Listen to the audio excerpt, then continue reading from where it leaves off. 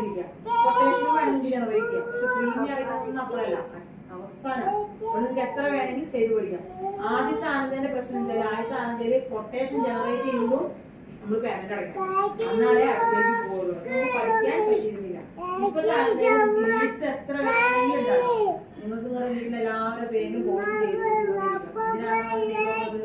Customer അടുത്ത് പോയി കഴിഞ്ഞാല് നമുക്ക് ഒരു ലക്ഷം വാടക ചെയ്യായിരുന്നു. അപ്പൊ കൊട്ടേഷൻ, പിന്നെ കൊട്ടേഷൻ കഴിഞ്ഞ് നമ്മള് പ്രൊപ്പോസൽ ആയിട്ടുണ്ടാവും. കൊട്ടേഷനിൽ എന്തൊക്കെ വരുന്നത് പോളിസിയിലെ നമ്മൾ പ്രൊപ്പോസൽ ഫോമില് എല്ലാ കാര്യങ്ങളും എന്തൊക്കെ ചെയ്തിട്ടുണ്ടാവും.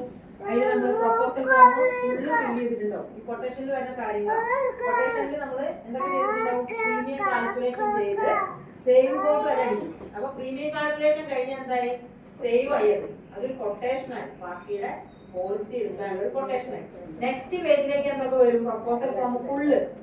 നമ്മൾ ഈ കാണുന്ന പ്രൊപ്പോസൽ ഫോം ഫുള്ള് എന്തിൽ കാണാം, നമ്മുടെ ഈ സ്ക്രീൻ ഓപ്പൺ ചെയ്താൽ കാണാം. അപ്പൊ ആ പ്രൊപ്പോസൽ ഫോം ഫില്ല് ചെയ്ത് കഴിഞ്ഞ് കഴിഞ്ഞാൽ എത്ര പ്രൊപ്പോസൽ ചെയ്തിട്ടുണ്ടെന്ന് എവിടെ കാണും, ഈ മൂന്നാമത്തെ കടിയിലേക്ക് വന്നാണ്.